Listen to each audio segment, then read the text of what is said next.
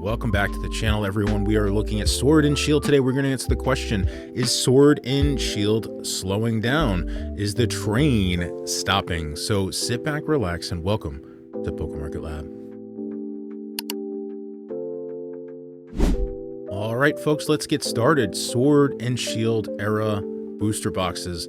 We're going to look at those first today. The penultimate era at this point, Scarlet and Violet's fantastic, but Sword and Shield just... wow, right? So historically, Sword and Shield's been doing really, really good. If you remember, if you were in the hobby, about a year and a half ago, Sword and Shield just was on an absolute tear. Scarlet and Violet, no one wanted it, and Sword and Shield's just it's fondly remembered. Some amazing sets, especially in the back half of that era. And it really is pretty hard to beat. Scarlet and Violet's doing really well, but Sword and Shield, again, it is the penultimate era at this point until Scarlet and Violet, completes. So let's look at some data here. So I pulled total of booster box sales for all Sword and Shield boxes. These are booster boxes only for the last year. It took a little while to pull all this together, but I got it. So if you see here, we saw some really, really good spikes in the hobby around the September, October, November, that fall timeline, right? So Sword and Shield had kind of leveled off. Actually, this is boxes sold. This is not pricing. So if we actually look at pricing through the summertime and spring of 2024, pricing was really good. Volume was okay, but it's really the prices that were moving. Again, prices and box volume don't necessarily move together. Prices can move, right, independent of massive volume. They typically correlate to each other, but they can move independently sometimes. But again, going back to September, October, November here, things were just going nuts in Sword and Shield. So we see tons of boxes. Again, this is volume sold per month for the entirety of Sword and Shield. So really big movement here. And if we were looking at prices as well, we're going to look at a few booster box prices. If we were looking at box prices as well, those were moving too. So we had both of those things happening at the same time. So it was really a massive accumulation era for Sword and Shield boxes, as people, regardless of the price, were just jumping in. And remember, Scarlet and Violet was pumping at this time too. Massive movements in Scarlet and Violet, both from a price and volume standpoint. So regardless of where the market is now as a whole, this is, we're not looking at Scarlet and Violet here. We're just looking at Sword and Shield, right?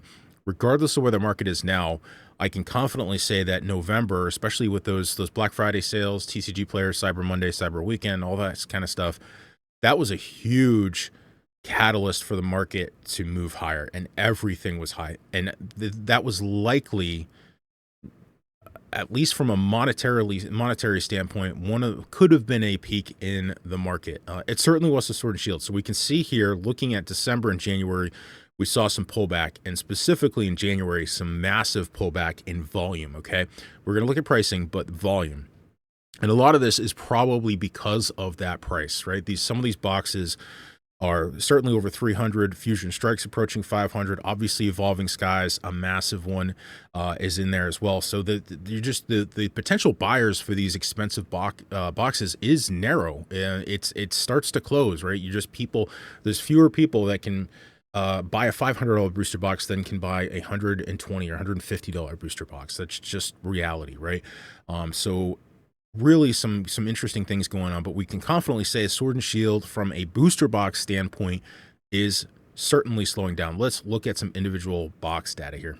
Okay, we're looking at some individual booster box pages here on TCG Players. So looking at Lost Origin first, sitting at a $340 market price, you can see here that we had some good accumulation in the spring of last year. That's when Sword and Shield was doing well, but we were starting to transition. People were starting to look at Scarlet and Violet. So you can see here that through the end of the spring and into the summer, we had a plateau, that price plateau there, where boxes were moving, but the price wasn't really moving at all. And we saw another accumulation here. This is November. This is that time frame I was talking about. Look at these massive numbers. This is November 25th to December 1st. So that was 115 boxes sold in that time period. And that was, again, Black Friday, Cyber Monday deal, which there was nothing there's no box that was not helped by that sale. So again, we've had another plateau period here, and actually a little bit of a pullback in pricing.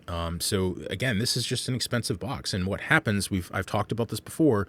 You get this spillover effect where you hit a certain price level and people are like, you know what, what's out there for cheaper boxes, either in Sword and Shield or now Scarlet and Violet certainly has the vote of confidence from the Pokemon community. So there are much cheaper boxes there, some of which there are less listings, there are less quantity of boxes available on CCG Player. And then the reprint risk of some of the earlier sets is either extremely low or gone at this point. So there's enough age on those products. We're talking about boxes now that are pretty old from a time standpoint. So Lost Origin kind of, again, just kind of sitting here at this price, and this is a pretty consistent theme.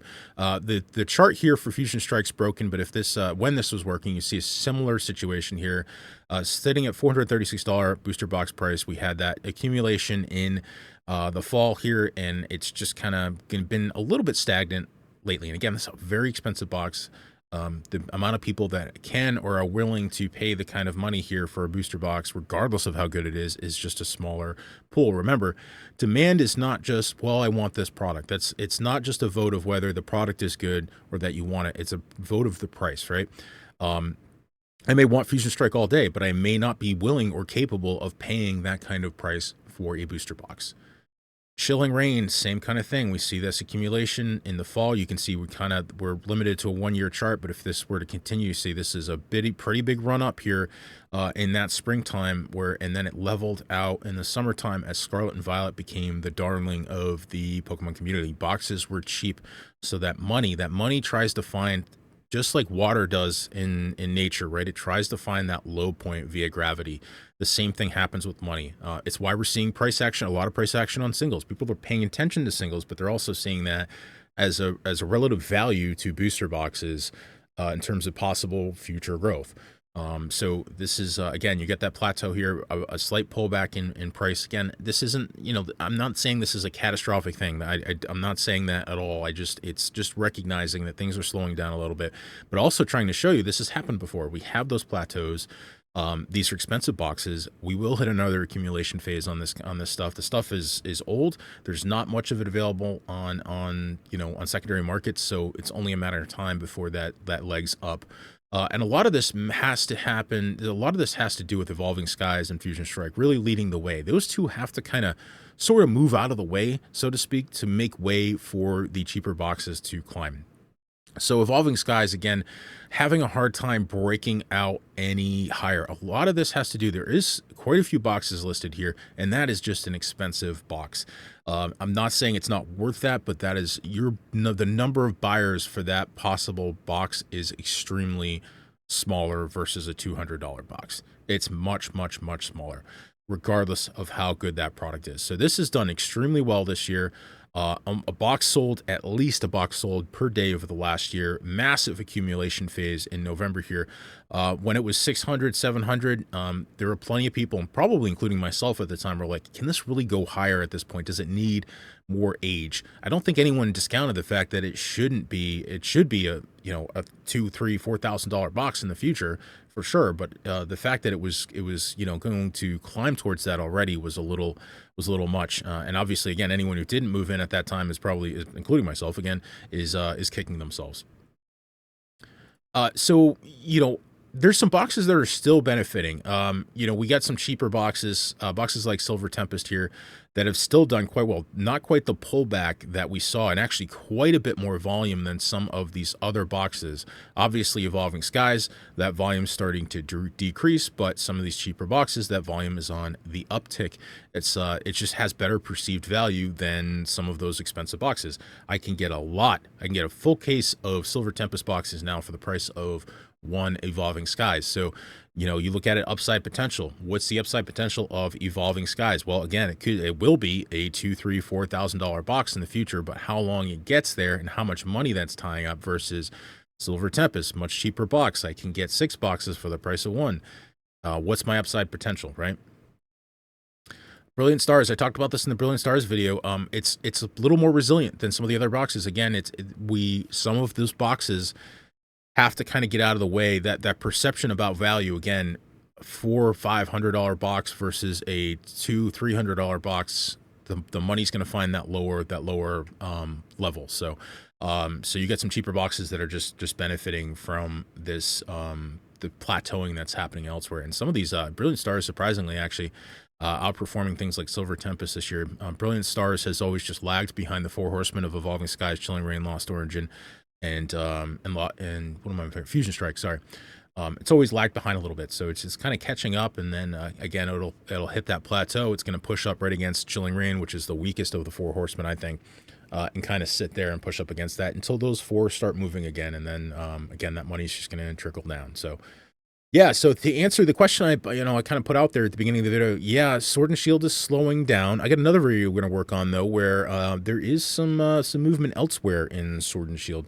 So again, the money, like we've seen in the past, just flows back and forth between eras. It's going to find where the value is and pump that up, and then that bucket fills up and then kind of spills over into the next cheapest bucket. It's just how the money moves. It's just how the market moves. So that's it for today. Let me know what you think in the comments below. And of course, if you like what we're doing, give us a like, give us a subscribe, and we will see you on the next one. PokeMarketLab out.